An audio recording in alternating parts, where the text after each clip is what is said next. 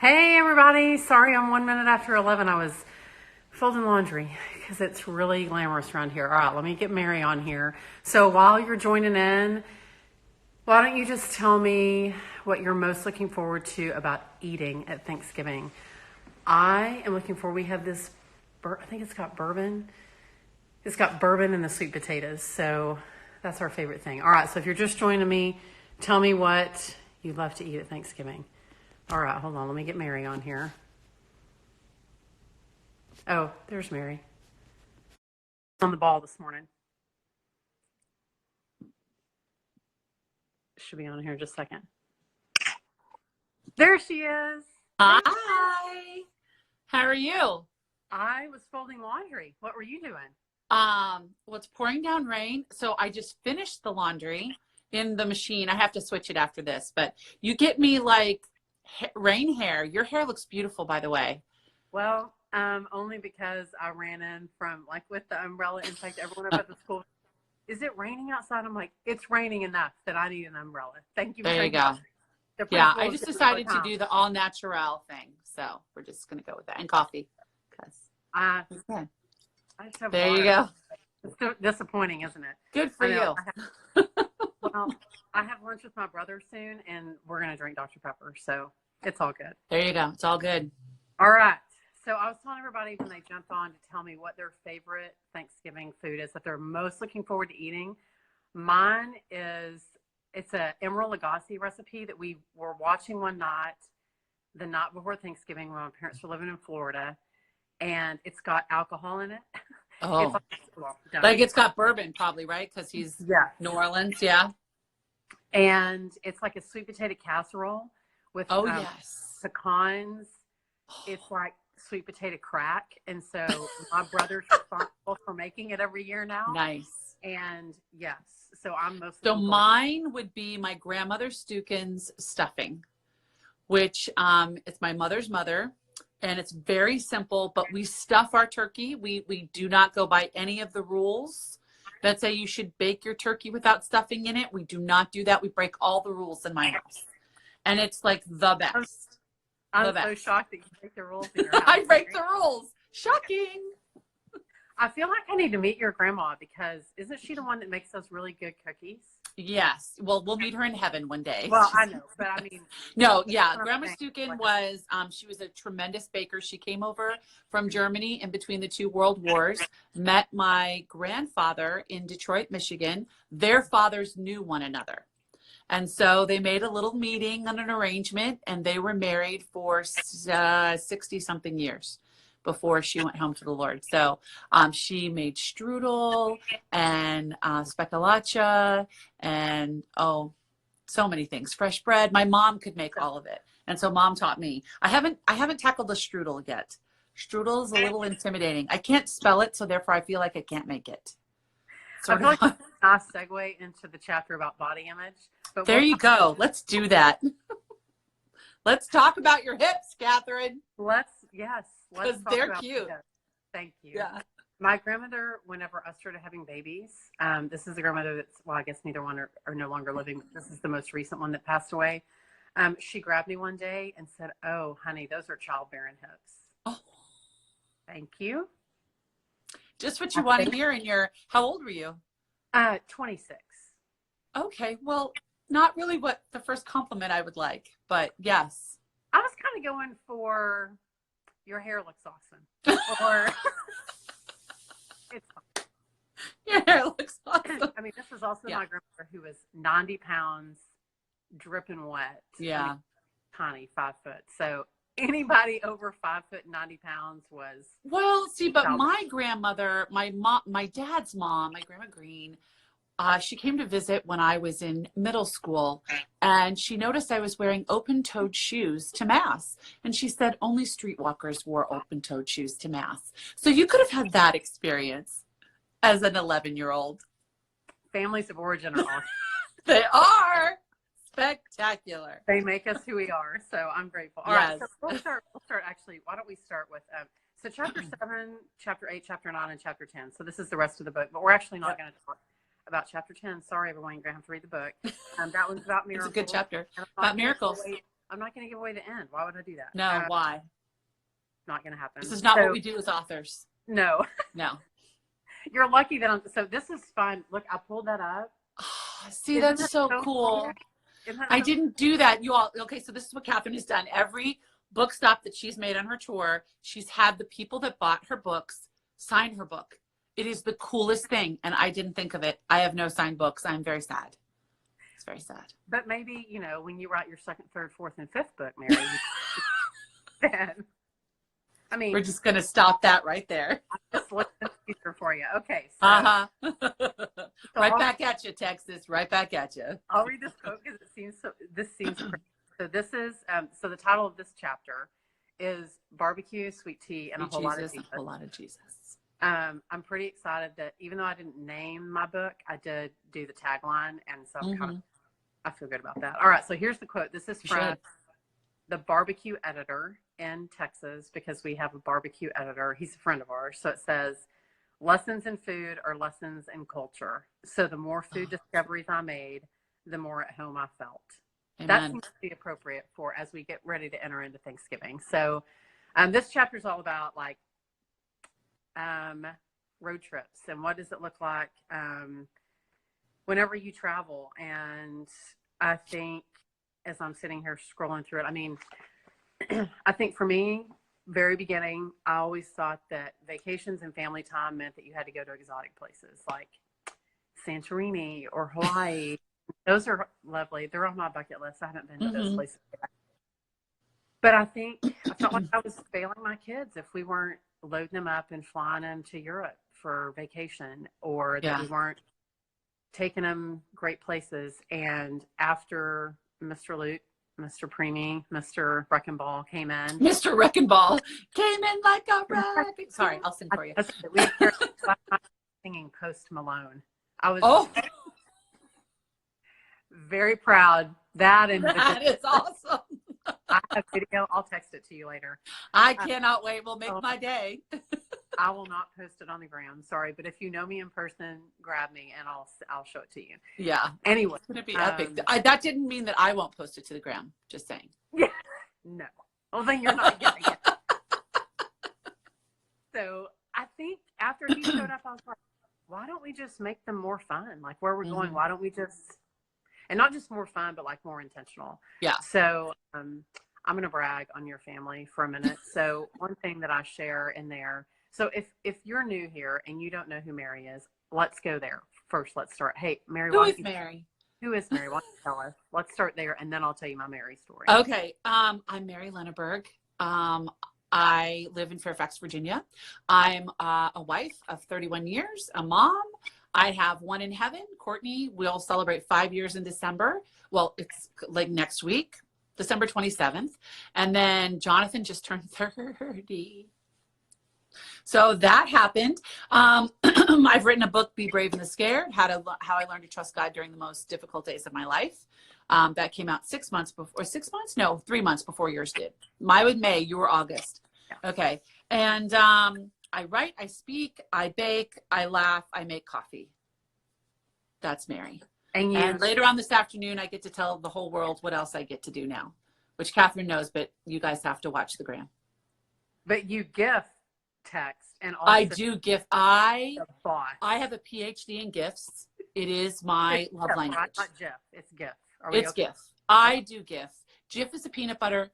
GIF is a text that will make you laugh. This is all I can do for you. And Jerry and I are now learning how to make our own gifts. When we release Lenneberg Gifts on the World, YouTube. So for those of you that don't know, Mary's husband is it the or just grouchy historian? Because I think I think it's grouchy, just grouchy historian. Yeah. So find him. He thinks he's a but you know. Well, we'll call him the. So he memes like no business. So if you take Mary's gifts and Mary and Jerry's memes, that's a whole lot. And you have a match made in sarcastic heaven. You do. It's beautiful.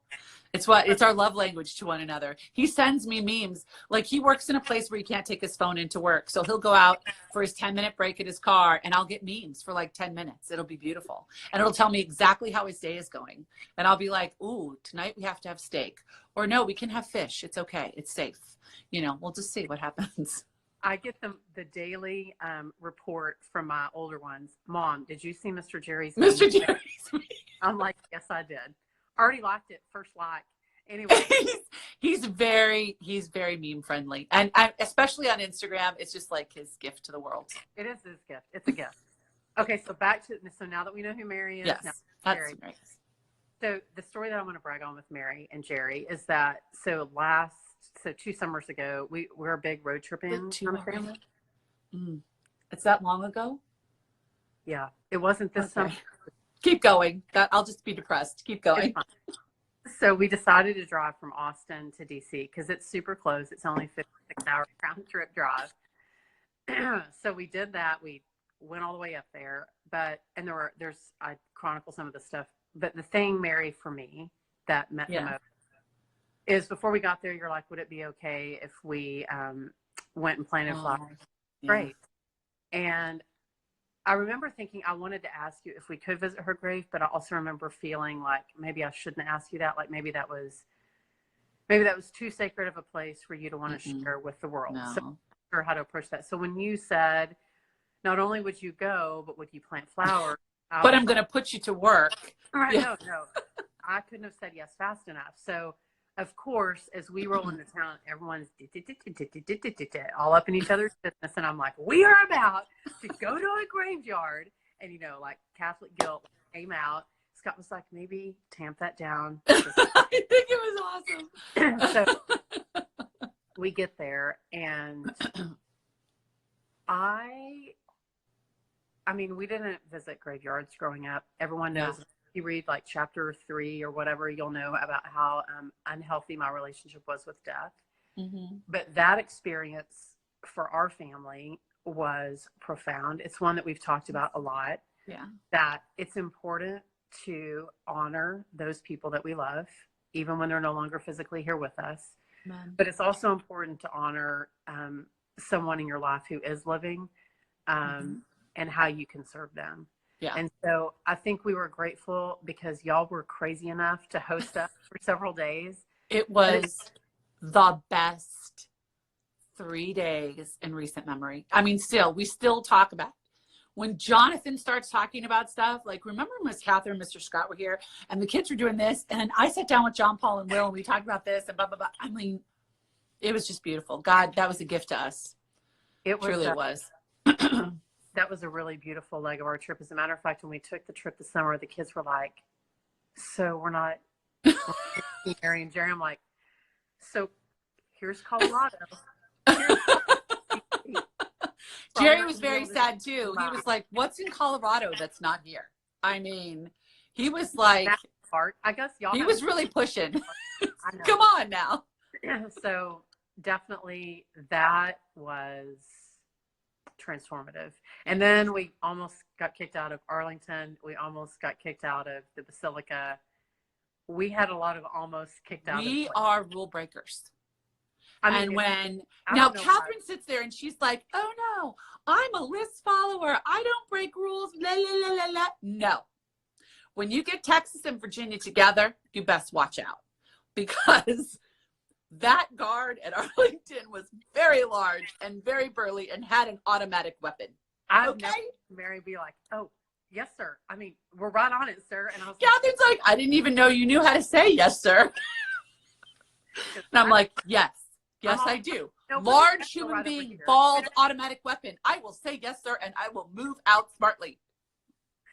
Yes. So that's another Instagram live, but oh my gosh. That was just rule breakers. That's what we are. We combine the energy and the power and we just start breaking rules. And there's Jerry and Scott just shaking their heads like, dang, did you see what they did? Dang. They're wise. Our wise men. It's them again. Yes. It's them again. They got together. So yeah, I don't know. I guess I've had a lot of people say like, how do you afford to take trips? How do you do all that? That's why we drive. because Right, it's right. less expensive, and that's why we stay with people, because it's less expensive. Yeah. So when I was growing up, so I'm one of 8, and we had enough, but not more than, okay, growing up. So we had this Caprice Classic station wagon that was maroon with the wood sides and the backward facing seat, right, in the back. Oh, did you hold And on? my mom, He's telling us to be nice to him and Jerry. Scott's on here. we are nice. We love you, Scott. Yeah. Love you. Yeah, he's like puking right now, going, what's happening? Jerry will watch this later and just go, oh, And just be like, he'll meet it later. It's fine. there you go. But mom would pile us in, and we didn't have, we couldn't go. We had friends that had a beach house in Lewis, Delaware, which was about a 4-hour trip for us. And so I remember 3 summers in a row, my mom would take us up there for a week. My dad would join us on the weekends, and it was like paradise. And we stayed in their house.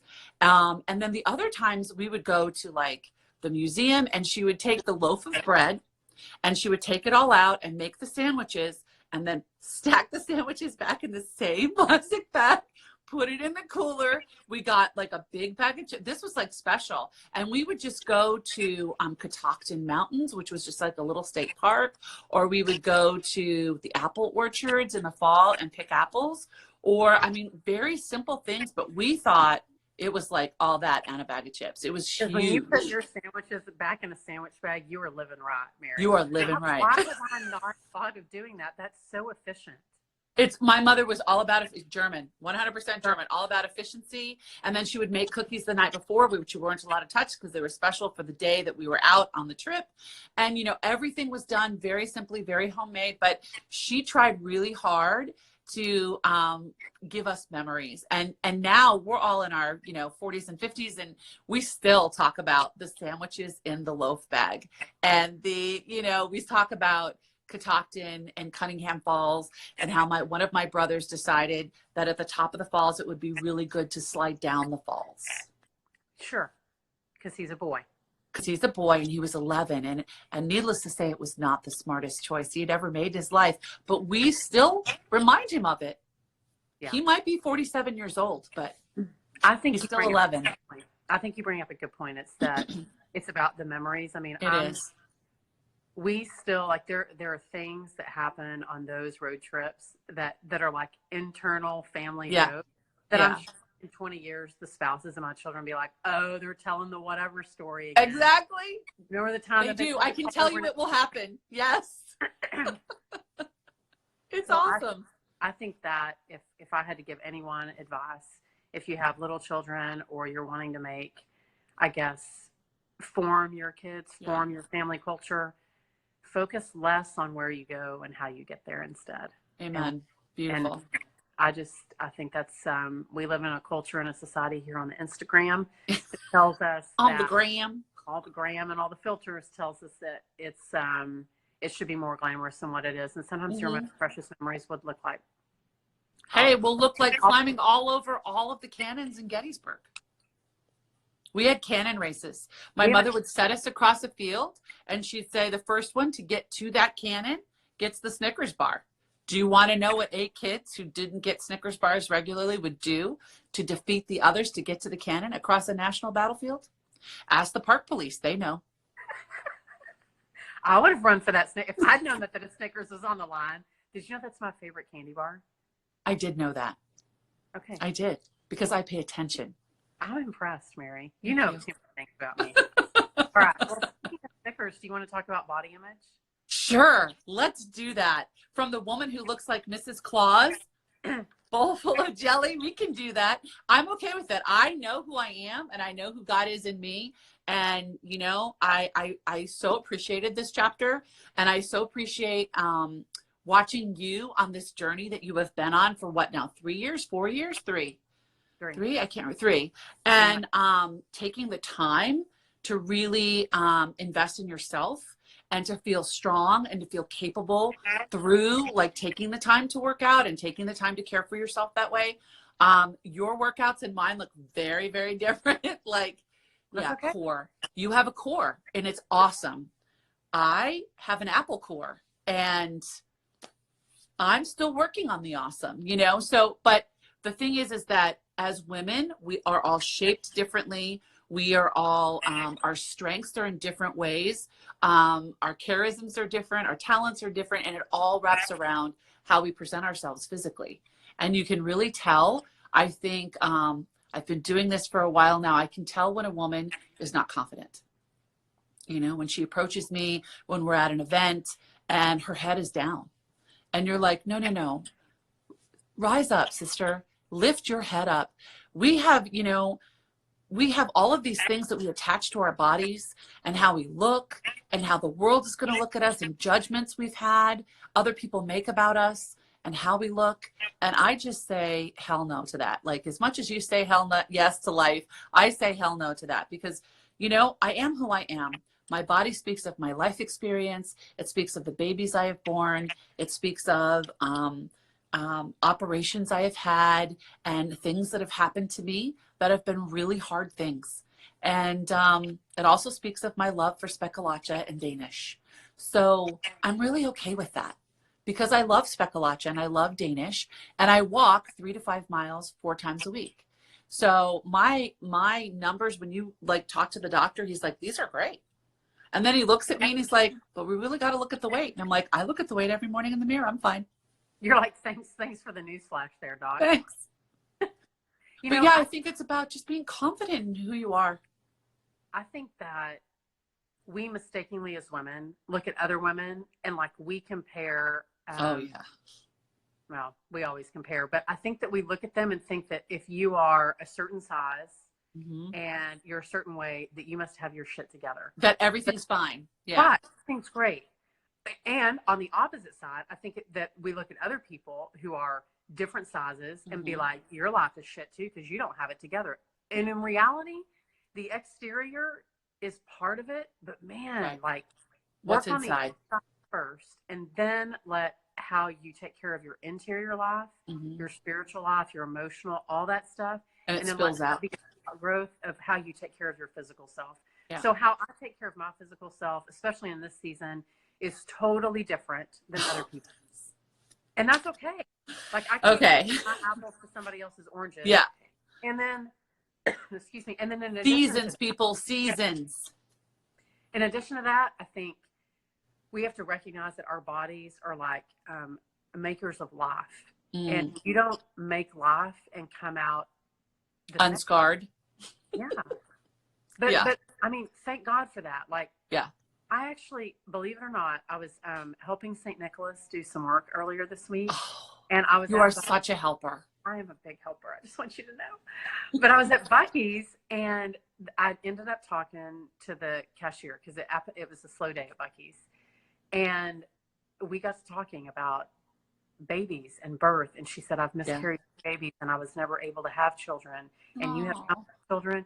And here I am drinking my Dr. Pepper, checking out, talking, like having this beautiful conversation with this woman. But you know what? I was so proud of her. She was so like, but this is who I am. Like, I'm confident in my body, confident in what it can do. And I'm also confident in who I am as a woman. And I wish that more women were confident. And if they aren't, please, for the love of God, find women in your life who can affirm you and lift you up. Because trust me, we all have like a Dr. Pepper and Snickers day. We're like, you know what? On all the healthy eating and the working out. Ben and Jerry's coffee, Heath Bar Crunch. Yeah, sure. Let's bring it. Crunch, Bluebell, whatever. I mean, but so y'all need a Texas in your life. That's what I call it. This is what we have nicknames for all the Whitakers. So Texas is my nickname for my sweet friend. And you need your tribe. We all need our tribe. And we never knew each other. I didn't know you 20 years ago. You know, I knew you. I got to know you started like 3 years ago, 4 years ago, 5 years ago, 6 years ago. 6 years ago. See, just the old brain. And that was through this, you know, and you came into my life and I came into your life, and it was, it's just, we've kind of walked this path toward one another, and then we met, and then we walked now side by side. And so there's something that happens when women encourage and support other women. Like, not this, you know, oh, bless you. No, none of that, like fake stuff, but like, no, bless your heart. I was in Georgia last week and everybody's like, bless it. I mean, I'm like, okay, we're going to bless it, you know, but just authentically, I see you, you see me. You and I could not be more physically different. I mean, seriously, not more physically different. She has, look at her, look at Kathryn's neck. She's got this beautiful neck. I have no neck. Like, it sits there. And when we stand next to each other, we're both tall women. And I feel like I could just envelop Kathryn into me. And, yet when I stand next to her, there is strength, there's wisdom, there's beauty, there's grace. And this woman has been through some shazazzle, okay? And when her life story met my life story and God entered in, that's the beauty of that. God entered into that friendship. And that's how we need to walk with one another. Our life stories are going to meet each other. We're going to see each other physically, and we're going to make judgments, and we're going to make decisions based on, do I want to get to know her? Like, look at that. Like, she is all that and a bag of chips, and I cannot be that. And yet when you open your mouth and you open your heart and you say, hey, nice to meet you, it is amazing the women that will come alongside you. And I didn't know the crosses Kathryn was bearing. Some of ours are both publicly out there with Luke and with Courtney, but it's when you enter into that friendship, when you enter into that, and you actually can see that what God has intended for these friendships and how we can, lift each other up. And I'm tired. I'm so tired. You and I have talked about this so much, about this idea of competition over and comparison over encouragement. And I'm sorry, I'm on team encouragement, and I don't give a baloney about the other. I don't have time. I don't have time. I'm getting older. Talk about body image. Everything that used to live in Connecticut now lives in New Mexico. So, I don't have time. Like, we're all just doing some things here. And I love, that's what so much about your book is that you do love big. You live big, you love big. You live bigger, you love bigger. That's just naturally who you are.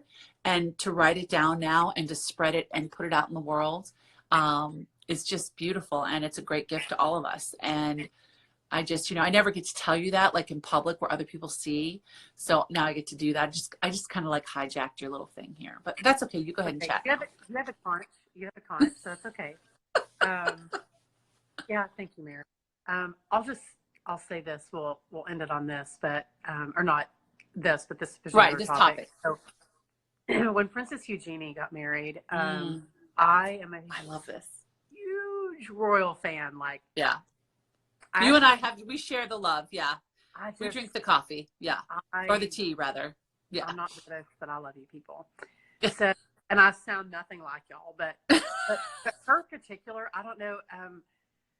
I sort of knew her as Princess Sarah's daughter, but never really, really didn't know her story. And then she got married, and when she turned around, Mary, so for those of you saw the scar, got married, her dress had a big V-neck in the back. And the reason that she did that is because she had scoliosis and she had surgery when she was younger, and she had a scar.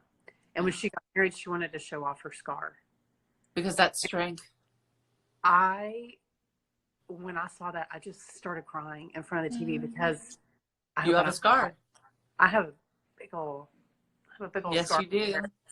T2 to L1. And I was always ashamed of my scar. I didn't want people to know that I had a scar because it made me look different, and I had this brace and whatever. Mm-hmm. But I was like, if a princess can show off her scar, then Queen Kathryn can. And I started wearing some clothes. Like, I used to just like put a cardigan on or whatever. And now I'm like, well, screw that. I'm just going to show it. If Princess Eugenie can, by golly, do it on her wedding day, then I can do it going to the dadgum grocery store. That's right. So I loved that someone modeled as like the epitome of grace and beauty was also willing to do that. I thought, how many girls saw that and felt affirmed? So we may not all have a platform like Princess Eugenie does, but we all have a platform. Amen. And so for me, it's just I'm a plus size woman, since I had babies. That was 30 years ago. Like, I stepped over that line from the nice 10, 12 area to add a W at the end of it for women's sizes, which is lovely. And it's just, you know what? This body, the strength that exists in this body lifted 100 pounds of a beautiful blonde haired, blue eyed wonder for 22 years. By the time, you know, the last 10 years, she was in the 100-pound range. I couldn't have done that without the strength that I have. You know, I just celebrate who you are and what you have with, you know, modesty. Please, let's just all do that. Let's not just celebrate it, because that would be shocking. We're not talking Although, about that kind of celebration. You and I probably would do that at some point, just because, why not? But, you know, that's scandalous. Sorry, don't just ignore that. We're just going to edit that part out. I can't edit that. She's like, dang it, Mary. But just, you have to embrace who you are and where you are in the season where you are with your body. And if that means there's work to do mentally and emotionally and spiritually to get you to a better place, then enter into that. Don't be afraid of that. Yeah. But first and foremost, know how beautiful you are, how strong you are, and how incredible God made you to be with the body you have. He knows you can do everything you need to do right now. No change is needed. Unless your doctor says you need to change. So. Bless it. Bless it. Bless it. So this was the quote that I wasn't sure if my publisher was going to let me put in the book. When I first told Mary that I was writing, because like, so the chapter that I sent in, and I told her the chapter, and I was like, and this was the first thing that the publisher read. Actually, I said, this is the first thing that they read. And then you were like, you know, the publisher read that. I was like, oh, what? Okay. So that was read aloud at the round table. Just saying. This tells you everything you need to know about Kathryn. Don't try to win over the haters. You're not the jackass whisperer. Amen. Bless it. You are not the jackass whisperer. You are not the jackass whisperer. So this chapter is about saying no so that you can say hell yes. And what I mean by that is, man, we do way too many things and try to be all the things to all the people at all the time. Don't do that, y'all. Don't be that. Don't. Just, I can save you years of therapy, hundreds of dollars, probably some gray hairs, easily some pounds, and oh my gosh, so much stress. So yes, you have to know your limitations. We don't like to acknowledge that we have limitations. Like, I can do this, I can do that, I can do this. Well, sure, we're not saying you can't do it all, right? I can do all those things. But then all of a sudden you find yourself doing them all at the same time. Yeah. And that's just a pile of disaster that will, for me, when I was in that season of saying yes to all the things and then going crazy, like, we were spending an exorbitant amount of money, like, on dinner every night, because I wasn't here to cook it, because I was off doing all the other things. And you're thinking, but Mary, you were home with Courtney. Oh no, people, like, I was out or Jerry was out. We had a life. That didn't stop us from living a life. So you just got to be real intentional. I've come to really love that word. I probably, if I were to have a tattoo at some point, I would probably put that somewhere. But Jerry would be upset, so it probably won't happen. I'm just saying intentionality is key. And seasons of life. And this is where that whole thing of comparison comes in that really messes with you. Like, we look at the gram, or we look at the PTO at school, or the sports teams, or whatever everybody else is doing. And we're like, oh, my child is missing out. Oh, I'm missing out. Trust me. I have now put a child all the way through college. Well, 2 years of college.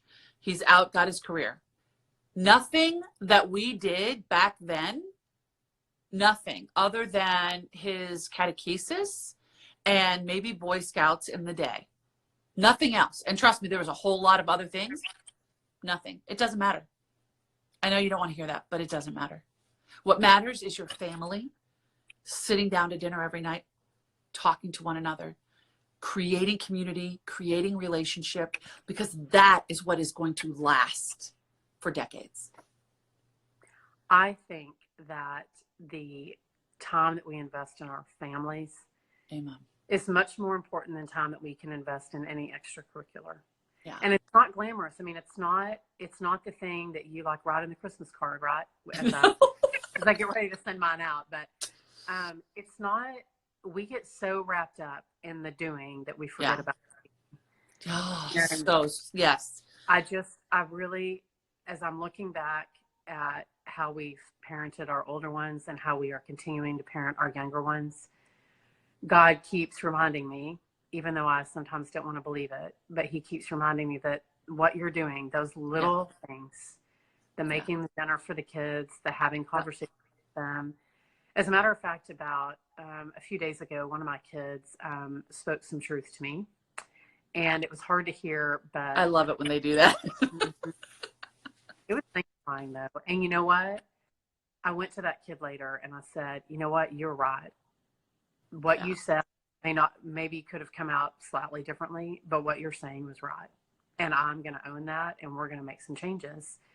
And so I think it's a reminder that you're not ever going to get to like a station where you're going to be like, okay, we're good. Like, woohoo, we arrived at station Z. It's a constantly moving vehicle. So you have to constantly reevaluate, and you reevaluate when a kid gets older, or you change the job or whatever. So you've got to figure out.